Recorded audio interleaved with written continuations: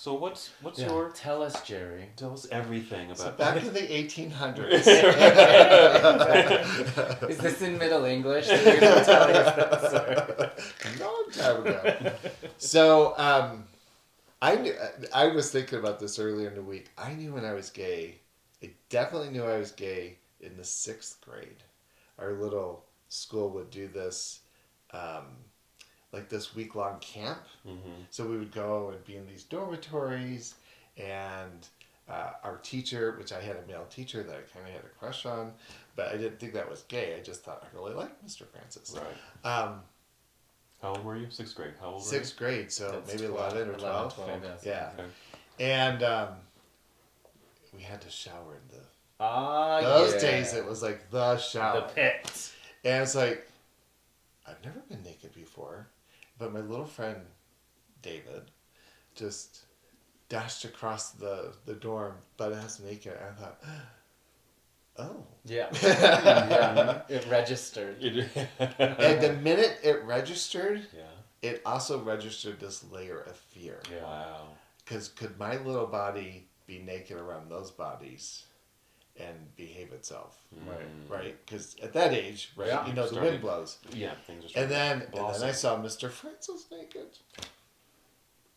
Wow. Changed the whole 6th grade for me. God, I'm sure. Got it. Sure. But here's the thing. At the same time, I grew up in this, my mother's side of the family is Italian, and I had an aunt who came out. She left her marriage, Wow. and she came out as a lesbian. Wow. And this created a trauma effect in our family, like the extended family. My grandmother, who is from Sicily, lost her shit.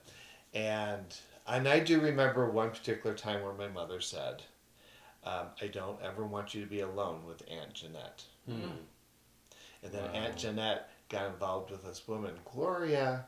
And it just like, even though people were polite, there was this, can't trust them. Mm-hmm. And that's what you grew up with. And Yeah. so I knew I was attracted to guys. Mm-hmm. Right. And I knew it was bad. And it was wrong. And then there was also another layer of, even though my family was Mormon, we certainly weren't like the poster card version of Mormon. But there was that layer of religion, the religious trauma that just said, at that time, there's just no space. And so I really wanted to go to college. My family generationally just worked the factories in Detroit, Michigan. And I knew that wasn't going to work for me very well. I wanted to go to college, so I wanted to go into the military. So I went into the military in 1982. Mm-hmm. And at that time, that was before Don't Ask, Don't Tell. Sure. So before Don't Ask, Don't Tell was, you're not allowed in. Right. And even though I had never been sexual with anyone, when they interviewed you, there was a very specific question. Are you or have you ever engaged in homosexual behavior? Wow. And I just remember saying, just no. Mm-hmm. And in the military, so I was 18 in the military, I certainly was surrounded by some very beautiful men in very intimate kinds of situations. And it was just always really awkward. I was kind of perceived as the mama's boy because I was into theater. I was into things that were safe in high school. So I was in the military. I wasn't like the butchest example out there. And certainly a lot of the language and a lot of the conversation, everything was anti-gay and everything was just kind of, you weren't man enough, you were gay and all that stuff. So, I think it's interesting. That's when I got way involved in Mormonism. And one of the burdens that I kind of carried in my head was everyone thought I was this deep example of Mormonism. Right? They were just like so like, oh, look at Brother Buie is just so outstanding as a young man, and he keeps the word of chastity and or the law of chastity. It's like, I ain't touching that. Wow. And in the back of my mind was this, as much as they applauded me and held me up to the standard, I just always thought, if you only knew. Yeah. Oh my God. If you only knew. If you only knew how badly I want to go to priesthood meeting. No, if you only knew, right? Exactly. And so that was just this constant turmoil I was in. And it's interesting, some of the missionaries who had worked with me, I think they knew that I was in this place of turmoil because they would always give me this pamphlet that Elder Boyd K. Packer had written for young men only. Wow. And any narrative in the church at this time was about how gay was bad, it would be better off to be dead than to be gay. Wow. Sins next to murder, unnatural sins, sins against nature, that's what it was, and miracle of forgiveness. And it just was just this constant loathing within. And so when I got out of the military, when I was in the military, I was so conflicted about this. And I had read somewhere that there was nothing that couldn't be resolved through fasting. And I thought, I'm going to beat this. Yeah. Prayer and fasting. And Prayer so and I fasting. literally stopped eating for like a 3-year period. Wow. And what happened, so today I'm about 205 pounds. 5'11", 205 pounds. And when I discharged from the military, I weighed 123 pounds. Oh my goodness. And what happened is, towards the final part of my enlistment, I started passing out at work. And nobody could understand why I was passing out. And I was just committed. I was not going to break this fast. Wow. And so when I discharged, I wanted to go on a mission.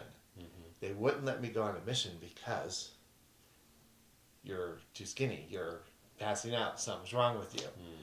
So I thought, okay, I'll start eating. So I started eating again, and they let me go on a mission. And I became this incredibly dogmatic missionary. Again, I was just going to beat the narrative. Like, I could cure this. And there would always be these kind of interesting experiences with some of my missionary companions and even in the military. And there were so many opportunities I could have crossed the threshold, to be honest. But I just wouldn't do it because the core belief was that I was a sin to be resolved. And so I did my mission. I drove my mission companions crazy because I was obsessed with being the best missionary as I could. That made them crazy. But I was very effective at what I did as a missionary. Came home, and what's the next thing you do? You get married. And so I went home to Oklahoma. I went home to Michigan, then to Oklahoma City, where I was in the military. There I raised enough money. I went to BYU. And the idea of going to BYU was I needed to find a wife. And of course I was a little bit older, not terribly older, but I was a little bit older and returned missionary, and why aren't you married? And there was a lot of energy and effort by those around me to help me find someone to get married to, and I met this woman who is an incredible person, and she was then, and she still is, and we started dating. And on the Kinsey scale, I'm just like my own category. I'm just like no interest, like just none. So, when she's wanting to kiss and make out and do all these intimate things, I'm just like, we have to be righteous. Right. And of course, her programming as a woman in the Mormon church is, you don't question the priesthood. And not that I was consciously manipulating that, but I just couldn't go there with her. Yeah. But I wanted to get married, and I felt like I could get married to her, and I felt like we could have a good life together, and we did. And it was hard. I just remember on my honeymoon night thinking that was my first sexual experience of any kind. Wow. And all I thought was, well, I should back up. I actually told my bishop and stake president at the interview to get married, I think I'm gay. Like, I don't think it's there. And their question was, have you ever been sexual with anyone? No. well, don't worry about it. When you get married, when you have sex, It'll pass. yeah, exactly. They both said that, and they were really. I was so worried about it, and their agenda was that I get married, Mm-hmm. and it's so interesting to me. It's almost like my wife became the sacrificial lamb, Yeah. and you know, it wasn't like she wasn't competent or capable as a sexual being. I just said I couldn't reciprocate. Mm-hmm. And as our marriage grew, like it got to the point where I kind of want my side of the bed and you have your side of the bed, and she would never like confront me directly, but I could hear her crying in the bathroom. Yeah. Right? Like her sexual self-esteem was under attack, and at some point Yeah. I just thought, it occurred to me, I'm not the only one being hurt here. Yeah. And so I finally came out to her, and it was, you know, it was huge. Her whole life agenda was to do what the church wanted her to do, and she lived her life for that goal, and I obviously threw a wrench into it. Oh my gosh.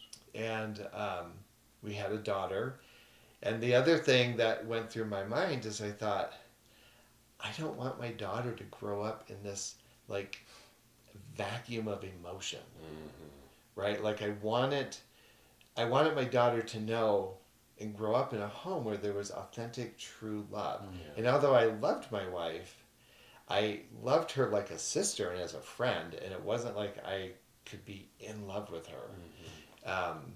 And how parents demonstrate intimacy is so crucial to how kids understand intimacy. And so I came out to her. It was kind of devastating. And we thought, let's try to make this work. And we did. We put the effort into it. And just the dogma at church was just so amplified in my head, you know, and I was so disillusioned by the callousness of how they would talk about these topics. And it just became really clear that I couldn't do the church thing, and I wasn't doing a very good thing at the marriage. And we both kind of consented to the idea of, okay, we need to separate. And that's kind of how I came out. It was, I didn't really care how many parents thought about it. They weren't terribly intimate people in my lives, and they weren't very invested. It was devastating for my ex-wife, and that was hard for me because I felt this layer of responsibility. Sure. But at some point I realized this gives her an opportunity to have the life she wants, and I need to have the life that I want. Mm-hmm. Right. Right. Right.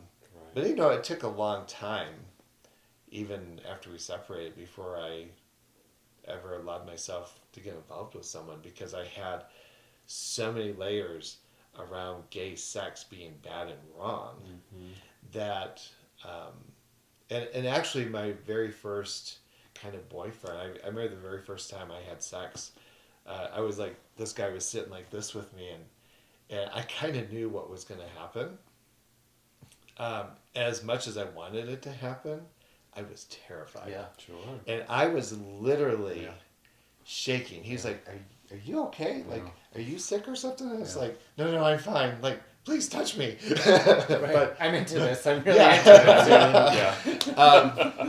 this. but he, you know, thank good. You know, I think sometimes we create these interesting, you know, I'm going to take the virgin kind of a thing. But this guy was actually quite sweet and patient. He actually talked to me about like how to do it, how to open myself up, how to like pleasure myself while something else was happening, and things that I had never even thought about, because I don't even think I'd seen even gay porn at that time. And I always think, thank goodness I got introduced to somebody who was willing to see that fragile moment and to kind of walk me through it. Absolutely. And then, watch out, man. What's fascinating to me, Jerry, is like, you know, like you said, these layers, you know, of starting at, you know, 6th grade. I want to come back to that 6th grade, and just these layers of this is wrong, this is bad, I got to change this, and just finding ways that are going to, help you, not be this thing, right? With school, military, marriage, religion, all of that, all these layers, and then well, I guess several questions like, what did you do, or did you have to? How did you break through those layers? How did you break through all those layers to get to you? But I want to go in answering that. If you can answer that, what I was fascinated by was that sixth grade kid, that 11 or 12-year-old kid, going to that camp and seeing those naked boys in that shower and having a feeling, knowing that was the moment that you knew that I'm different, and then fear. and then fear. Yeah. Like what were the conditions that even got you to that point? To the fear? Yes. I mean, here's this 11-year-old kid. I mean, why didn't it go like, oh, naked boys, cool, great, fun? Yeah. Why did it go to fear? Like, what already was instilled? Yeah. What were the layers already put down to that point, and then continue to, put those layers and on? Create that if you only knew part in you. That Well, if you guys had to remember, I'm 64, born in 64, not 64. Right? What year were you born? 69. Yeah. So that 5 years may not seem like much, and yet I think in gay years and in the whole civil rights movement thing, if you think about in 1964 was the first documentary that Chris Wallace did about the homosexual. Yeah. Mm-hmm. And it's in black and white, and everyone's face is in black, like that's shadowed out, so you can't see. Yeah. And the voice is described. Yeah. My name is George, and I'm a gay man, and right, like it's this shroud of secrecy, and so when you're kind of growing up under that template of, at that time, the popular stereotype is gay men were pedophiles. Yeah. Oh yeah. Right. Mm-hmm. Right? And my little boy brain was hearing that and digesting it and assuming it and believing it without questioning it. Without question, yeah. And then when my aunt came out, which would have been when I was about 10, Okay. right? And there was anger and there was hostility And there was instruction that you were not to spend time with her alone. And that was only a year or two after Stonewall. Wow. Right? And so Stonewall threw the gay agenda on the wall, right? Yeah. Whether people saw it on the news or whatever, or were just kind of seeing bits and pieces of it. And again, I didn't completely understand it. It was a form of domestication where you just didn't question that. Yeah. I remember in 82, I tell people this frequently, in 1982 is when HIV and AIDS was like big. Yeah. And we didn't know how people were getting HIV. And I remember thinking, I'm going to get this cancer and people are going to know that I'm gay. Not that I could die from it, Right. but that people would know Yeah. I was going to be gay. Yeah, interesting. Wow. Mm-hmm. I think I had the same thought. Yeah. I think I had the same thought. And so just being domesticated in that, and then it's sixth grade realizing, oh, there's something wrong with me. I find little David Shaw sexy, right? Or I want him in some way. Or I had this crush on my teacher that I knew was more than just admiration, but it was just like his body. I used to deliver papers in my neighborhood. And some guys would come. There were guys I thought when I couldn't wait to collect. We'd come to the door and say collect, and they would hand you money, and they'd come without their shirts on. I was like, Yeah. right? Right, I yeah. loved it as much as I was like terrified of it. Terrified of it. Of getting caught. And then of course all the gay Found out. bashing, everyone knew about gay bashing back Sure. then. Yeah. So those were all those narratives. And Yeah. then when religion got layered into it, Mm. then it's like, God doesn't even like me. Oh, yeah. Goodness. And the only way to get this right is to be heterosexual and compliant. And my lack of heterosexuality was due to lack of trying. It's you to starve yourself Mm-hmm. to try to get it to work. You know, I have to just say, like, just stepping back, listening to both of your stories, and the difference in that, hearing yours, I have to say, it's not envy, but I hear it and I just think, God, I just wish that were me. I wish that was my high school. I wish that was it, because I've looked back and I fantasized about how it could be. Like, I've talked about the athleticism, wanted to play every sport, but I didn't, and all that crap. But then so hearing your story and think, I just wish that's how it went. And then I have to be very, I could have very well gone down that exact path with the church. I was ready. I was almost going to go on a mission. I was going to have to get married to a woman. I was going to probably go, of course, I'm military. I'm so grateful that I avoided that. That I applied to once. My high school counselor was alumni from Boston University. He probably knew I was gay. He was supporting me in getting out to the East, because there was nobody else in my school was applying to anything other than Weber College or BYU. and thank God or whatever that I got accepted to BU, because it's when I left that I didn't have to starve myself. I didn't have to change myself, because all of a sudden there's a newspaper for gay, and there's tons of gay around, and it just changed. It was such a change in trajectory for me that I appreciate the story so much, because in some ways I feel like it's where I could have gone, and it makes me more grateful for the reality of what I went through. Mm-hmm. Yeah. Mm-hmm. I think even though when I left the church and was kind of marching to my own tune for a minute, for me, the paradigm shift was when I met these Native elders who said, well, this is how our culture looked at it. No kidding. And when they talked about the gifted and the spiritually attuned, because I remember telling my therapist at one point when I was trying to figure out to leave the church, said, I'm just a spiritual person. Like, that is me. And I can't imagine what I would be without Mormonism, because it was a great vehicle to be spiritually driven. Sure. And I had served my mission in Pine Ridge Indian Reservation, so I had been around the Native stuff. And I remember telling my therapist, saying, I think those Native Americans have something that might be worth understanding. But I never really pursued it, but it found me.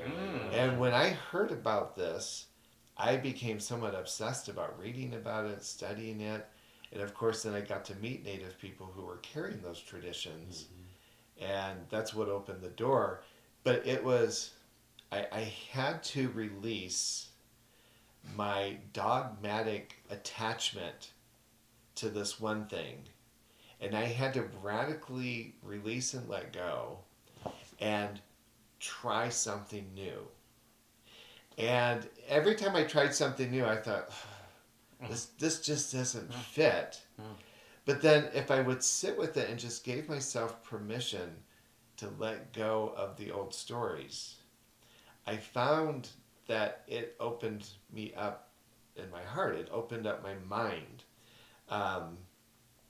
And again, I just think the mentoring that came from these elders was critical, because I think they understood that history, and so they created a space where I could explore and even express my doubts, which you don't do in Mormonism. Yeah. I remember saying, this is crazy. This is, what do you mean we're going to get into this hot thing and do this hot thing? And they're like, just try it. Amazing that your mission took you to them. That's amazing. Yeah, I never realized participated, but I would often listen to these, because we talked to some interesting people on the reservation, And they never judged us for what we were bringing, but they were very settled in what they had to share with us. And I would find myself like, Right, leaning in, Right. right? never heard this before. Right, Yeah. right. Wow, I didn't know that part of your story. Yeah. That's where you did your mission, and that was probably just, here we go. Here's Spirit laying out some yeah, breadcrumbs. right, Yeah. right. And yeah, so That's fascinating. I think, I can speak to this place about people who are married or trapped in these marriages, because I don't think everyone who's gay has to leave. If they've married heterosexually, I don't believe they have to leave those marriages. I did. And partly what drove me was I needed to feel like I was in compliance with something that felt authentic and real for me. Right.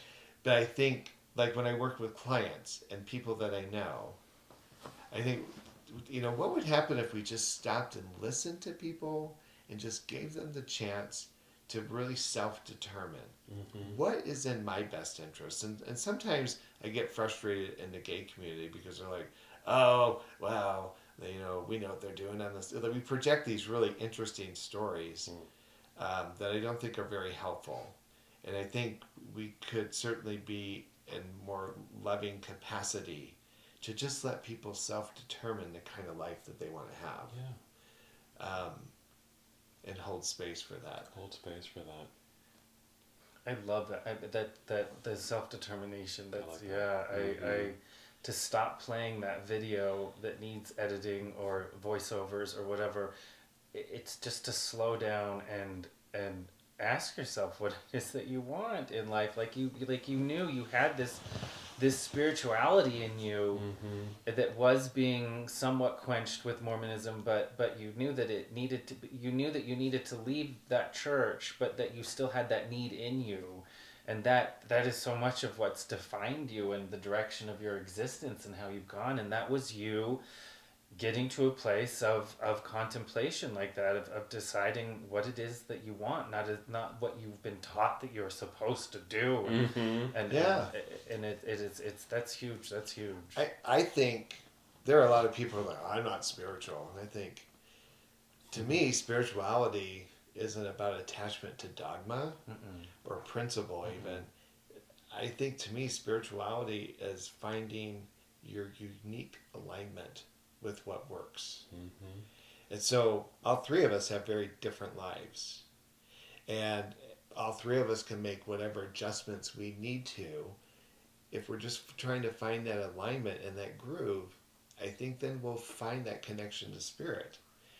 You may not call it spirit. I'll talk to clients who like, I don't have any spirituality, but when I'm outdoors, I find that sense of peace. I'm like, That's it. okay, That's I can call that spirituality. Yeah, right. And that's what it is for me. Right. I like to do it in Africa under the... No. But, yeah. And I don't know why we're even on that tangent, but authenticity, I think, is the key. And it's hard to get there. And what's interesting is when I was going through that experience, it was hell. Frankly,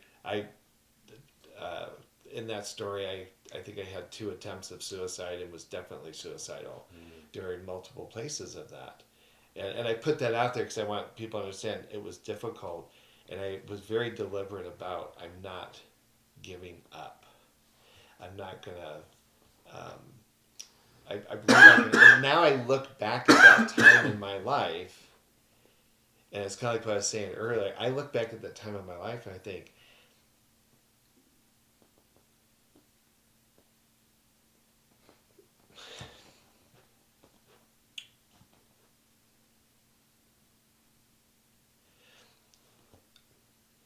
like I wouldn't trade it. I have a daughter. I have 3 grandkids. Right. I have a husband who's been through a lot of this in terms of the family dynamics and our relationship. Like, everything that I have today is an echo of what I went through. And so I hold that space in my life with reverence. I'm not angry at Mormonism. I actually kind of feel sorry for them again. they did launch me in a particular direction. Just think about things at a spiritual level. And they got me here when I was down here. They did get me here. Now I'm like way up here, and I look back at that and I think, well, that was part of the stepping stone. That got me to where I am. And I can only hold that in a place of gratitude. Absolutely. I'm so glad you said that. It's so affirming.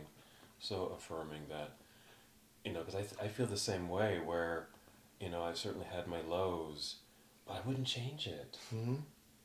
Because I don't think I'd be who I am now without that experience, those experiences. And so I'm grateful for them. And I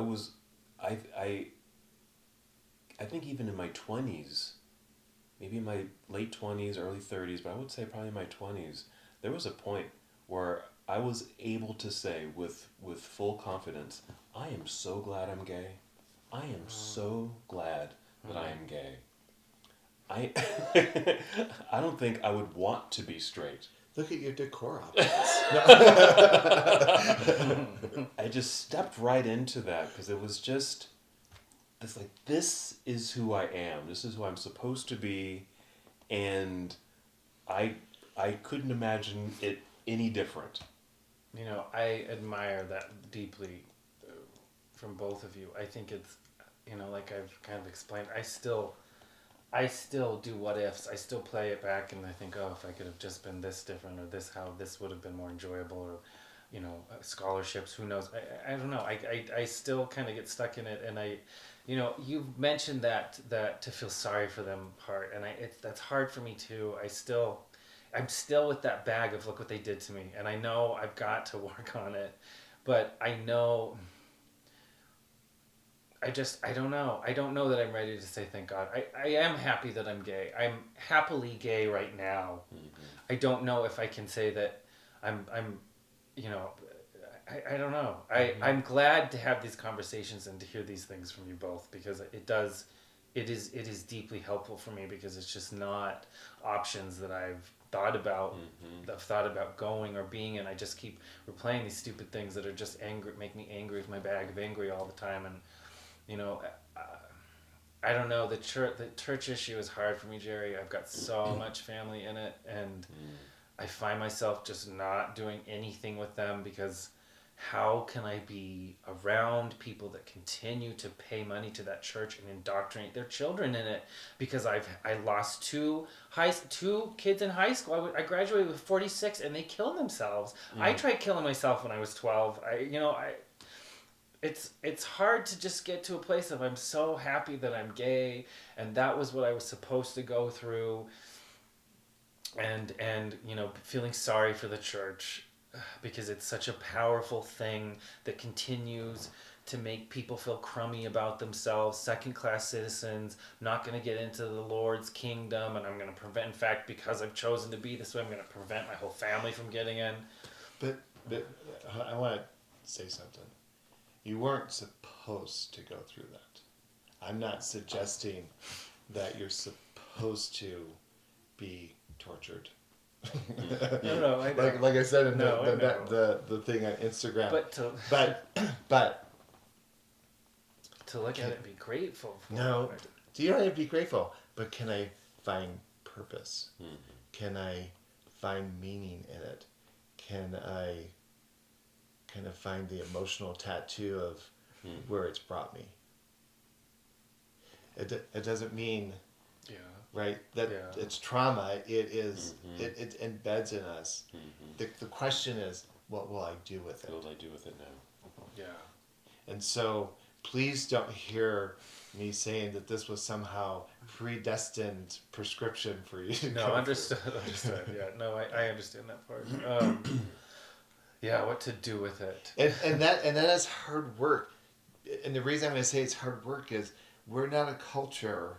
It's even got, I'm a therapist. I'm just so alarmed at how trauma oriented everything is. Like, we're so invested in the narrative around trauma that we've neglected this other narrative about recovery and reinstituting. And we can remember something or we can remember it.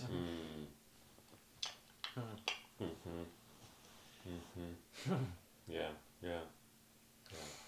Yeah, That's that reframing. that's Just work. looking That's at an it. editing work. But no, I And see what you're we're in saying. our community, again, we're creating it, but where in our community do we create that opportunity in that cauldron to get into those narratives? Like, we'll show up at the white parties and the black parties and the blue parties and whatever, right? There's no It's time like- for talk. Right, and is there any question about why alcoholism is rampant in our community? Why drug use is rampant? Like, all the vices there are to anesthetize us from feeling anything is so rampant in our community. Yeah. And I think in the grand design things, the deep state is let's keep those queers disassociated from their true power. Because when we step into it, we become a force. Right? We are the essence of magic. We are the essence of this deep substance. And yet we have to somehow be willing to, we have to do the work. We have to gauge that process to get to that place. And, Harry Hay started the Radical Fairy movement, and he used to say in later years that he felt like Moses, that he wasn't sure he would ever see his people to the promised land. But that's what he was suggesting is get gay men together, get queer men together to explore the stories of who and what they are. And when they get there, right, then they kind of watch the magic unfold. And I believe what he was talking about. And unfortunately, he's not with us anymore. But those of us that he spent time with can carry that message. Yeah, exactly. And so maybe we are the generation and the tools. That's it. And maybe our wounding becomes the vehicle Yeah. to create the stage for the work. Absolutely, because there are going to be people out there who can relate to our individual stories or relate exactly to what you're feeling and experiencing, Nick, and say, that's me, and there's that. Then there's a connection. Then there's a bond. Yeah. So we show up, instead of just being the happy stereotypical gays, right? Let's show up and let's be vulnerable. Let's be raw. Let's be real and see what we can do with it. Show up. Thank you for tuning into this episode of the Mindfully Gay podcast. If you enjoyed our conversation today, please remember to hit that like button and subscribe to our channel. This way you won't miss out on any of our upcoming episodes, where we continue to explore fascinating topics and share meaningful stories. Your support means the world to us. See you in the next episode.